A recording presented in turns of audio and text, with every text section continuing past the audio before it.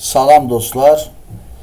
Birbaşa ilə dərsə başlayaq. Bugünkü mövzumuz da böyük coğrafi kəşflərdir. Deməli, böyük coğrafi kəşflərə gəlin əvvəlcə belə baxaq ki, bu kəşfləri nə şərait yaratdı ki, 15-ci əsrin sonundan belə bir dünyada yeniliklər baş verdi. Yəni artıq yeni dünya adlanan o Amerika qitəsi tapılacaq, Hindistana dəniz yolu tapılacaq və bunlar nədən qaynaqlandı?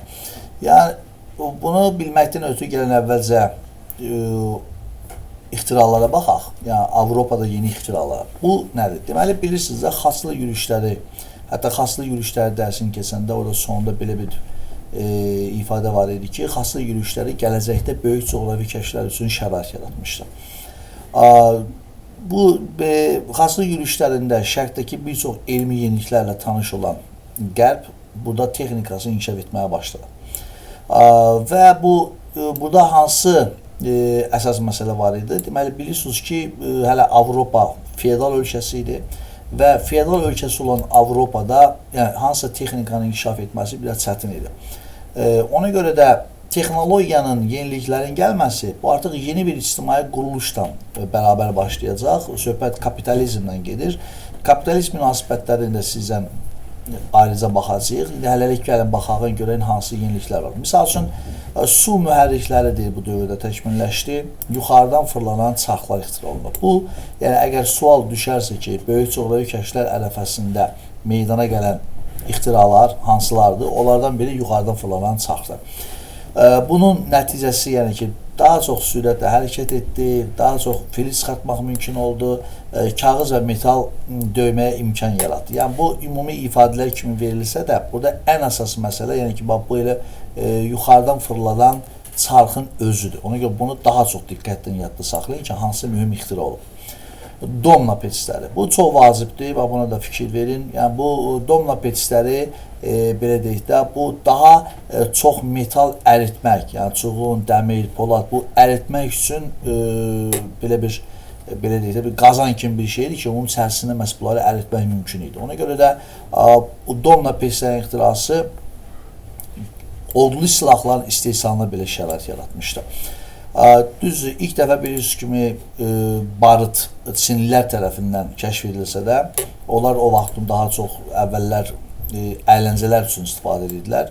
Amma sonralar xüsusilə də türklər onu mənimsədikdən sonra türklər də mənimsəyiblər və xaslı yürüşlərində zamanında Avropalılar ilk dəfə barıtdan tanış olmuşdular və ondan sonra dəpalını almışdı.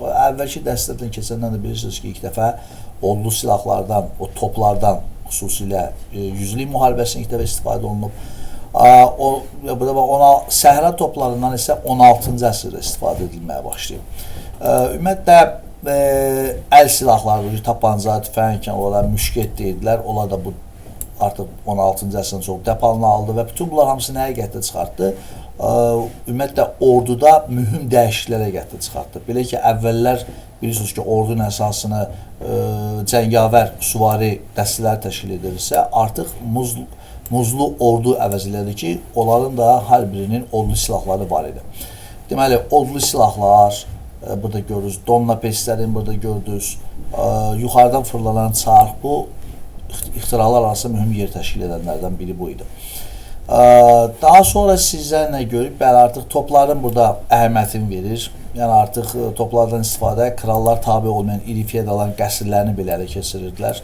Və bu da getdikcə feodal dağınıqlığın aradan qalxmasına, kral hakimiyyətinin güclənməsinə gətirib çıxardırdı ki, bunu biz Fransa və İngiltərə dəstələrindən onsuz da keçmişik. Burada mühüm ixtiralar arasında deməli, gəminin istiqaməti müəyyən edən cihazın tanış olması ilə artıq bu cihazdan daha uzaq yerlərə gedə bilərdilər və yerləri müəyyən edə bilirdilər və geri qayıtmaq yolunu artıq tapa bilirdilər, yəni azmırdılar.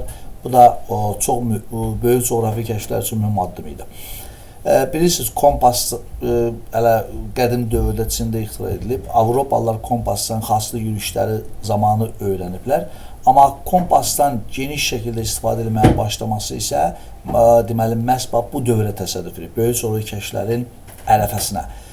Burada bu gəmiyə xüsusi verin, bu da mühüm ixtiradır, karavella gəmiləri. Bu yelkənli gəmilər idi. Və bu gəmilər belə deyək də uşaqlar artıq həm küləyə qarşı da üzə bilirdi. Yəni ancaq külək istiqamətində deyil, küləyin istiqamətindən artıq asılı olmayaraq bütün istiqamətdə hərəkət edə bilirdi. Bu da böyük coğrafi kəşflər üçün mühüm bir amil olmuşdu. Deməli, kompas, gəminin olduğu yeri müəyyən edən cihazlar və karavellalar, bu da böyük coğrafi kəşflər ərəfəsində mühüm ixtira və kəşflərə daxil etmək olar. İndi gələn baxan böyük coğrafi kəşflərin səbəbləri. Bu sırada bütün ancaq səbəblər verilib, özünüz görürsünüz. Sadəcə o səbəbləri sosial, iqtisadi, dini şəkildə böləndə nə görmək olar? Sosial 14-cü əsrdə bir qara ölüm, yəni söhbət vəba xəstəliyinin geniş yayılmasından keçmişdik sizdən Fransa və İngiltərədə və orada bir çox insanlara zərər dəymişdi. 1/3 qədər əhalisi Avropanın məhv olmuşdu və bu insanların sosial-iqtisadi vəziyyətini dərinləşdirib. Yəni insani amildir burada, insanların sayının azalmasına mühüm təsir göstərmişdi.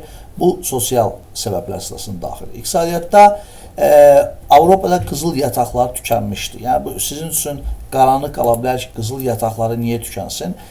Bilirsiniz ki, əsrlər boyu Avropalılar şərqdən ticarət edirdilər, elə böyük İpək yolu vasitəsilə.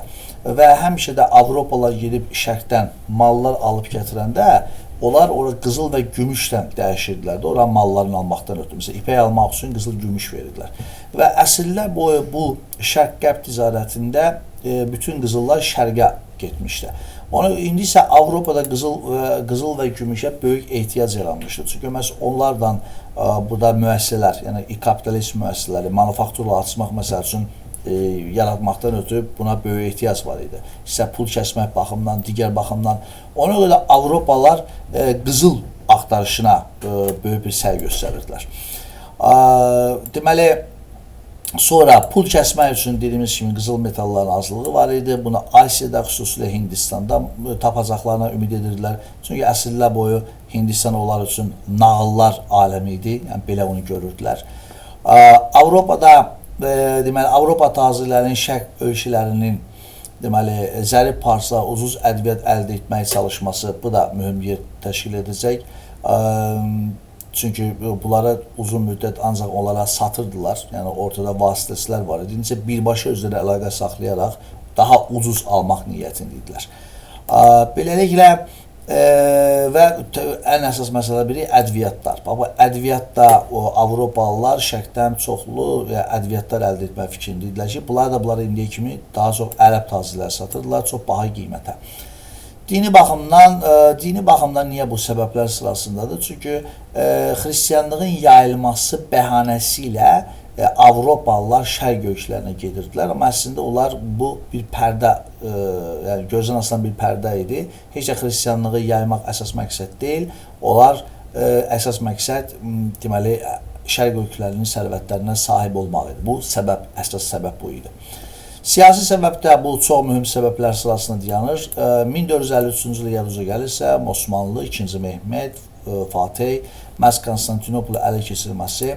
Bununla da şərqlə qərb arasında gedən ticarət yollarına sahib oldu. Bildiyiniz kimi Konstantinopol Qızıl Körpü şərqlə qərbi birləşdirən bir şəhər idi. Aralıq dənizindən Qara dənizə gedən yollar, Avropadan Asiya gedən yollar və bundan başqa Osmanlılar Kiçik Asiya və Suriyadan keçən bütün ticarət yollarına nəzarət elədilər.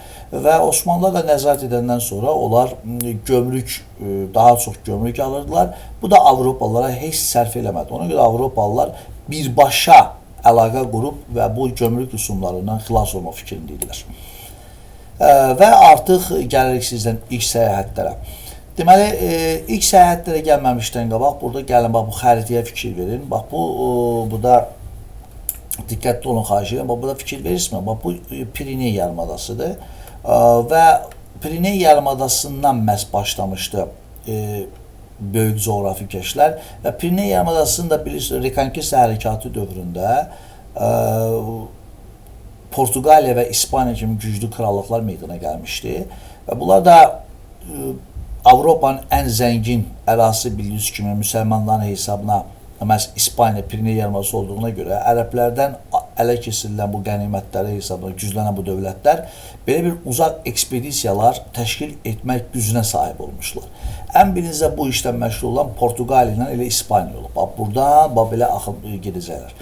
Deməli indi gəlin sizdən baxaq görək ki, birinci Portuqaliya nə edir? Deməli Portuqaliyalılar ümumiyyətlə Avropada milli sərhədlərini ilk dəfə müəyyənləşdirən dövlət hesab olunur. Söhbət Rekonkist hərəkatı dövründən başlayaraq gedir. Və burada dəniz sahilində yerləşdikləri üçün onlar gəmiçilik və ticarət sürətlə inkişaf edirdi.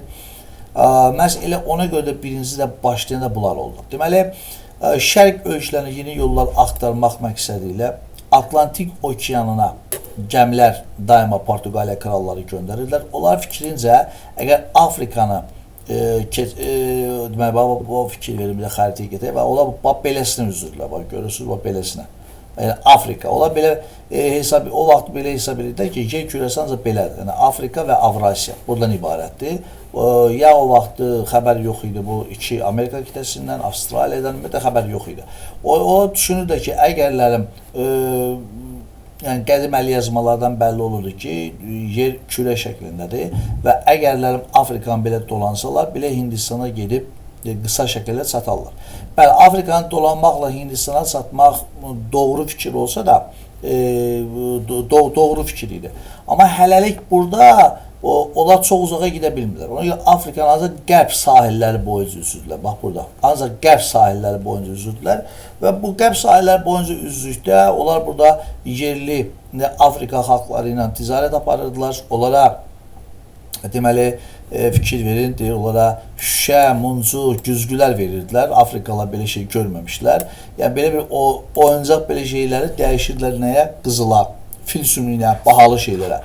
Və daha sonra isə başladılar Afrikanın yerli əhalisini ələ keçirirlər, qasırırlar, onları qul kimi satırdılar. Orta əsrlər dövründə ilk dəfə qul alveri eləyən dövlət Portuqaliyadır. Bax, buna da xüsusi fikir verin. Orta əsrlərdə ilk dəfə qul alverini məhz Portuqallar eləyiblər. Təsəvvür edin ki, bunların o ticarət elədiyi dönəm orada o qədər belə geniş şəkildə vüsət almış ki, hətta müasir dövrdə də Afrikanın qərb sahillərinə indi baxsaq, orada Qızıl sahil, Fil dişi sahili adlanır. Hətta Côte d'Ivoire, Fil dişi sahili ölkəsi, respublikası, dövlətlər var orada, ona fikir verin. Deməli, dəniz səyyahlarından baxaq ən birinci, yəni tanınmışlarından biri. Bartolomeu Dias, bu Portuqaliyalıdır. 1488-ci ildə Afrikanın qərb sahilləri ilə üzür və gedib çıxır Ümid burnuna. Ümid burnu da, deməli, bax dostlar, xəritədə baxın, Afrikanın ən aşağısı deyil, düz bura. Amma oradan bura kimi üzüb, gəlib çıxıb dayanırlar burada. Və bura gəlib çatırlar, amma buradan o tərəfə gedə bilmirlər. Niyə? Çünki dənizçilər uzaq səyahətdən yorulmuşlar və ona görə də onlar tələb edirlər Bartolomeu'da ki, geri çıxsınlar. Amma Bartolomeu və təbii ki, dənizçilərin yorğunluğu və xəstəliklər ekspedisiyanı yarımçıq qoyur. Amma nə ilə yadda qaldı? Afrikanın cənubu qurtaracağını Ümid burnu adlandırdılar. İlk dəfə Hind okeanına çıxdılar. Yəni, ilk dəfə Hind okeanına çıxan Avropalı səyyah kimdir sualın cavabı Bartolomeu Dias'dır. Ümid burnunu kəşf edən kimdir? Bartolomeu Dias'dır. Christopher Colomb. Christopher Colomb, belə deyək, özü İtalyandır. Amma nəzərə alsaq ki, İtaliya, yəni maliyyə cəhətdən elə bir güclü dövlət deyildi 15-ci əsrdə. Bildiyiniz kimi, İtaliyada vahid dövlət də iş yox idi, siyasi dağınıq halında idi. Və Christopher Colomb'un diqqətini İspaniya deməli, dövləti çəkmişdi. Rekonkista dövründə vahid İspaniya krallığı 1479-dan yaranmışdı, bilirsiniz və müsəlmanlar hesabına çoxlu sərvət sahib olmuşlar və düşünürdü ki, İspanlar ona belə sponsorluq eləyə bilər də bu yol təşkil etmək üçün. Bir də Colomb Portuqallar kimi düşünmürdü. Onun yeni layihəsi var idi. Colomb'un layihəsinə görə yer deyirik ki, kürə şəklindədir və əgər yer kürə şəklindədirsə, onda biz elə niyə Afrikanı dolanırıq deyil. Elə gəlin qərbə tərəf üzək və onda Hindistana gedib çatarıq. Yəni təsəvvür edin, bu xəritəyə bir də fikir verin. O deyir ki, belə Portuqallar kimi belə Afrikanın qərbinə üzməyik də, bu tərəfə üzək. Bu tərəfə üzək və əgər kürədirsə yer, onda belə çıxan kimi bura Hindistan, bu təsəvvüründə bu tərəf elə Hindistandır. Hindistana çıxacaq. Xəbərləri yox idi ki, burada yeni 2 dənə böyük qitə var. Və belə deyək ki, demək, kürə şəklində olmasını düzgün fikirləşirdi Colomb. Hindistana da qərb tərəfdən gəlib çıxmaq olar. Bunu da doğru fikirləşirdi. Sadəcə xəbəri yox idi ki, o tərəfdə 2 dənə yeni qitə var. Düzdür, 1000-ci ildə biz sizdən baxmışdıq, Vikinglər Şimali Avropaya gəlib çıxmışdılar. Amma bu haqda dünyanın xəbəri yox idi. Amma Amerikanın birbaşa kəşfi Kolumbun adı ilə bağlı. Deməli, sizdən ki, Kolumba sponsorluq edir İspan kralı və beləliklə Kolumb İspaniyadan Hindistan tapmaq adı ilə qərbə tərəf 1492-ci ildən yola çıxır öz karavellaları ilə və gəlib çıxır Karib dəniz adlarına Kuba və Haitiyə. Kuba və Haiti, bax buradadır, buralıqdadır, görürsünüz, bu yerlərə gəlib çatırlar və ondan sonra isə qitənin özünə də gəlib çıxacaqlar və beləliklə sizdən görür ki, yeni qitələr kəşf olur. Amma Kolumb hətta ölənə kimi də elə bilirdi ki, Hindistanı tapıb, ona görə buranı Hindistan yerli əhalisində Hindu adlandırıblar və nə qədər qəribə səslənsə də bu günə qədər hələ də Amerikanın yerli əhalisi Hindular adlanır. Bu səhvə görə onlar da Hindistanlılardan fərqləndirilməkdən ötürü bunlara Hindu deyirlər. Yəni Hindistanlılar, Hindistanda olanlar da Hindu isə bunlara deyirlər. Və kəşf edən ölkələr, Avropalılar yeni qitədə müstəmləkələr ələ keçirməyə başladılar. Deməli, buradan da bunu yadda saxlayın. Müstəqilliyini itirən, başqa dövlətdən siyasi və iqtisadi cəhətdən asılı vəziyyətə düşən ölkələrə müstəmləkə deyilir. Müstəmləkənin sahibi olan dövlətə isə metropoliya deyilir. Yəni, müstəmləkənin bütün iqtisadiyyatı metropoliyanı iqtisadi cəhətdən təmin edir. Yəni, onun satış bazarına çevrilir, xam mal mənbəyinə çevrilir. Yəni, bu kimi hallar varsa, onda müstəmləkə və metropoliya mənasını verəcək. Məsələn, qədimdə də işğallar olub, amma qədimdə işğal olan ərazilərə çox vaxtda müstəmləkə demirik, müstəmləkə metropoliya demirik. Nəyə görə? Çünki o vaxtı işğal olunan müstəmləkələr, işğal olunan ölkələr, onların iqtisadiyyatı xam mal və satış bazarı mənasında işlənmirdi. Adətən, xam mal və satış bazarı mənasında istifadə edilən bu orta əsrlər dövründən başladı. Və ilk dəfə, belə deyək də, müstəmləkələr hansılardır, ilk metropoliya hansıdır desək, biz tam şəkildə İspaniya deyəcəyik. Çünki İspanlar konkret olaraq getdilər və hər hansı işğal elədilər. Kuba, Haiti, ilk müstəmləkələr. İlk metropoliya da İspaniya oldu. Düzdür, Kolumbdan qabaq Bartolomeu Dias xronoloji baxımdan biraz tez gedib, 1488, amma Bartolomeu Dias hesabına tutmadı axı. O getdi, Ümid burnunu kəşf elədi və geri döndü. Ona görə də ilk müstəmləkəsi dövlət İspaniyanın adını deyəcəksiniz. İlk müstəmləkələr isə sözsüz ki, Kuba, Haiti. Amerigo Vespucci, bu kimdir? Deməli, bu da bir İtalyandır. Və sonradan o, deməli, Kolumbun kəşf etdiyi əraziləri səyahət edib, onları öyrənir və başa düşür ki, bu yerlər heç də Hindistan deyil, bura ayrıcı 2 dənə qitədir. Yəni, o sübut edib ki, bura ayrıcı qitədir. Və məhz buna görə də sonralar təklif ediblər ki, Amerikanın adına görə gəlin bu yeni qitələrə Amerikada verək, Şimali Amerika, Cənubi Amerika. Vasco da Gama. Vasco da Gama kimdir? Bu Portuqaliyalıdır. Yəni Bartolomeu Dias kimi 1498-ci il elə Bartolomeu Dias'ın getdiyi yolla Afrikanın qərb sahillərini üzə-üzə düz gəlib aşağı Afrikanı keçir. Yəni, bax, diqqətli olun, əgər Bartolomeu Dias bura kimi gəlmişdirsə, Vasco da Gama 1498 gəlir və keçir. Bax, bu qara xət var, o Vasco'dur. Vasco burada Afrikanın şərq sahillərinə çıxan ilk Avropalı məhz Vasco da Gama'dır. Bura çıxır və buradan da gedir Hindistana, gedir o çıxır. Və beləliklə Hindistana dəniz yolunu tapan Avropalı səyyah kimdir sualın cavabı Vasco da Gama'dır. Vasco da Gama, deməli, o hətta Hindistanın yerli hakimi, o Calicut hakimini məğlubiyyətə uğradıb və çoxlu sayda ədviyyatla geri dönmüşdü. Düzdür, gəmilərin çoxsu bir neçəsi batsa da, isti hava və fırtınalardan bir çox dənizçilər xəstəlikdən ölsə də, amma səfərdən o qədər ədviyyat gətirilmişdi ki, həddən artıq, yəni ki, var dövlətdən qayıtmışlar. Ona görə Avropalıları sonra daha çox bura səyahət etməyə vadar elədilər. Fernando Magellan bu kimdir? Fernando Magellan isə İspaniyadan çıxıb. Deməli, o Kristofor Kolumb kimi Atlantik okeanından keçməklə qərbə hərəkət edir. Yəni, Kolum'un yolu kimi gedir. Amma gələnlər sonra biz sizdən görürük ki, o Amerikadan da vurur təzə, Amerikadan da elə bir ki, üzü qərbə doğru gedir və oradan da gəlib çıxır Asiyaya.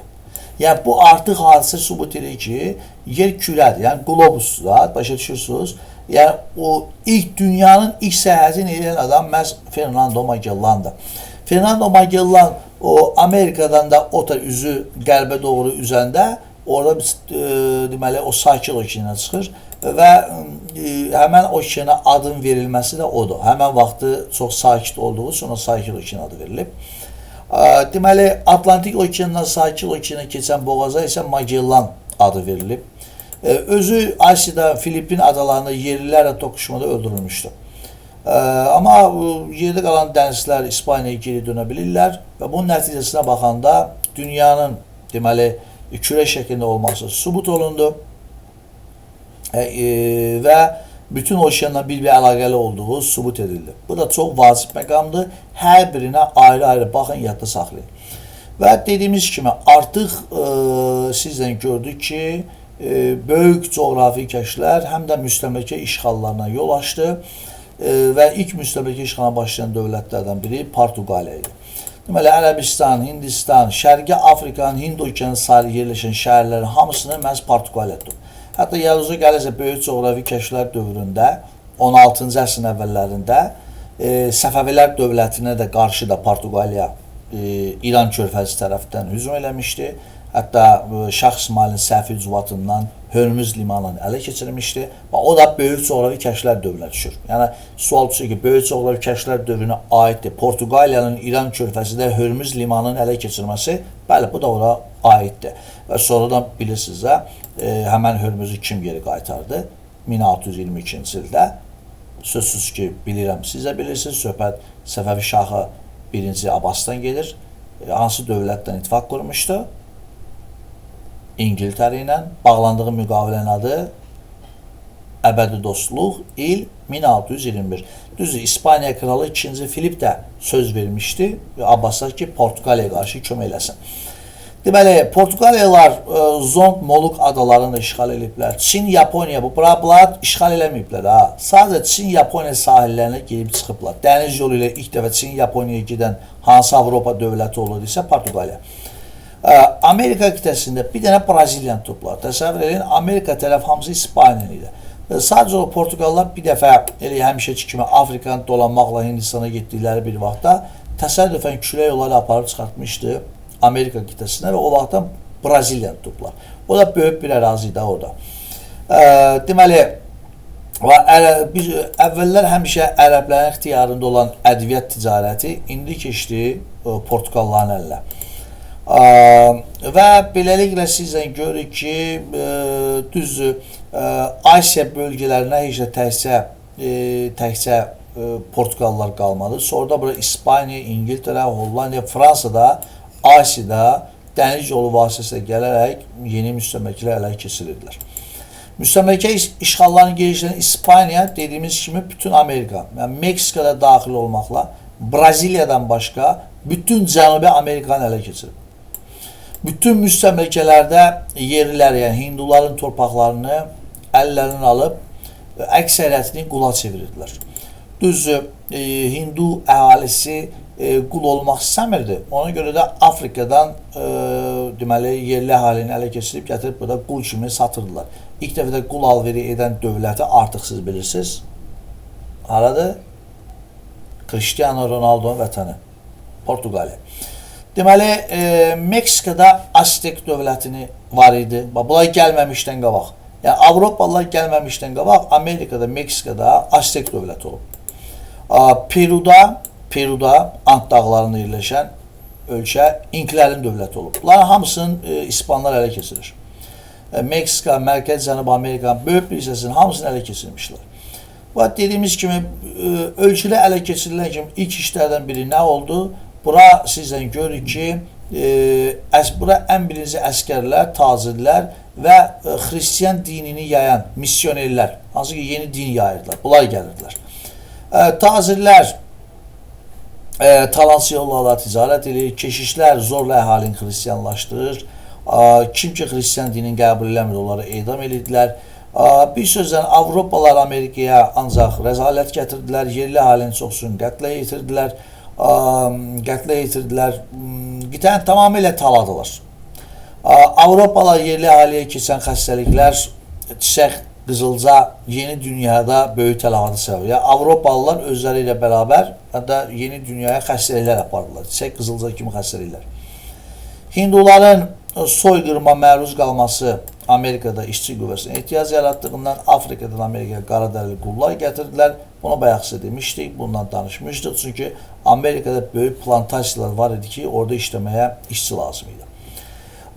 Deməli, yeni qitənin kəşf edilməsi ilə beynəlxalq ticarət əlaqələri də genişləndi və Avropada kapitalizmin meydana gəlməsinə şərait yaratdı. Kapitalizm deməli artıq feodalizm də belə deyək də ictimai quruluşlardan birincisi ibtidai icma cəmiyyətidir. Burada hamı bərabər idi, burada varlı kasıb yox idi. Hansı təbəqə digərini istismar eləmirdi. Daha sonra isə ilk ictimai quruluş var idi ki, orada bərabərsizlik var. Bərabərsizlik olan ilk ictimai quruluş bu quldarlıqdır. Burada quldarlar qulları istismar edir. Sonra feodalizm gəldi, feodallar kəndləri istismar edir. İndi kapitalizmdir, burada da burjuvaziya muzlu fəhlələri istismar edir. Yəni kapitalizmi hələlik necə başa düşün, onu ayrıca biz izahını verəcəm. Hələlik belə başa düşün ki, burjuvaziya böyük müəssisələrin sahibidir. İlk müəssisə manufakturadır, misal üçün. Və orada işçilər işləyirlər, məhsul hazırlayırlar. Onlara da deyilən muzlu fəhlələr. Kapitalizm, feodalizmə görə çox sürətli bir ictimai quruluşdur. Daha çox varlanmağa şərait yaradan bir quruluşdur. Ona görə də biz sizdən görürük ki, bax, burada bayaq deyilməyək xammal satış mənbəyi. Məsələn, İspanlar gəlirdilər, tutaq ki, Amerikaya, burada pambıq plantasiyaları əkdirirdilər. Sonra həmən pambıqları elə oradan gətirirdilər öz ölkələrinə və öz ölkələrinə pambıqdan müxtəlif məhsul hazırlayırdılar. Ən yaxşılarını özlərinə saxlayırdılar. Orta və aşağı səviyyəli məhsulları isə təzən qaytarırdılar həmin elə müstəmləkəyə. Və orada da ucuz qiymətə, orada da satırdılar. Yəni gözünüz həmin malında aparırlar. Hələ təzən o maldan hazırlanmış keyfiyyətsiz məhsullar da gətirib onların özlərinə satırlar. Bax, malı aparmaq o xam mal. Yəni o xam mal idi. Malların gətirib burada satanda isə olucu satış bazarı. Bax, bu müstəmləkə metropoliya əlaqəsidir uşaqlar. İngiltərə, Hollandiya, Fransa, bunlar da müstəmləkələr keçirmişlər. Deməli, bu sizdən gördük, metropoliya bayaqsa demişəm, müstəmləkəsi olan dövlətə deyirlər və artıq metropoliya dövlətləri də işğal olmuş əraziləri nüfuz dairələrinin bölməsi haqqında müqavilə bağlayırlar. İlk belə müqavilə Portuqaliya və İspaniya idi. İlk dəfə işğal olunan əraziləri öz aralarında bölmək haqqında müqaviləni Portuqaliya, İspaniya bağlayıb ki, buna da diqqət verin. Böyük zor kəşflərin nəticələrinə baxanda bir çox dəyişiklik yaratdı. Asiya, Afrika xalqları üçün müstəmləkələr, yəni yadda saxlayın ki, hansı hadisə ilə müstəmləkələr Asiya, Afrika xalqları üçün müstəmləkələr çevrilmə prosesi başladı. Bu deyərsiniz ki, böyük coğrafi kəşflərdir. Və artıq müstəmləkə uğruna müharibələr başladı. İqtisadi cəhətdən dünya ticarəti yarandı. Xaslı müharibəsindən sonra Aralıq dənizində ticarət inkişaf eləmişdi. Böyük coğrafi kəşflərdən sonra artıq dünya ticarəti. Artıq ticarət dənizlərdən okeanlara keçdi. Əvvəl xaslı yürüyüşlərindən sonra yadınıza gəlirsə, Bizansın əlindən şərq ölkə ticarət keçmişdi Venesiya, Genuya əlinə. Böyük coğrafi kəşflərdən sonra isə indi ticarət mərkəzləri olan Niderland, İngiltərə, Portuqaliya. Niyə? Çünki bunlar okean sahillərindedir. Bunların isə okeana çıxışları yox idi. Böyük İpək yolu əhəmiyyətini itirdi. Eramızdan əvvəl 2-ci əsrdən Dəbdə olan böyük İpək yolu artıq dəniz yollarından sonra, kəşfindən sonra İpək yolu ehtiyac qalmadı. Kim idi daha məsələn Avropadan Çinə getmək üçün karvanla həm təhlükəlidir, həm uzun müddət çəkirdi. İndi dəniz yolu ilə gedib satırdılar, rahat da gömrük vermirlər, bir şey eləmirlər, dəniz yolunu qayıdırdılar. Avropalılar Asiya və Amerikadan kakao, kartof, qarğıdalı, tütün gətirdilər. Sonra köhnə və yeni dünyalar arasında bitki heyvanların mübadiləsi hər iki dünyada iqtisadi fəaliyyəti dəyişdi, ayrı məsələ. Kartof qarğıdalı ilə bağlı danışdıq. Bu da bir sözlə bir sıra qida təminatı problemində aradan qaldırılmış oldu. Əvvəllər ancaq taxılla qidalanırlarsa, indi kartof da mühüm rol oynayırdı. İkinci çörəkdir də belə deyək. Qarğıdalı və s.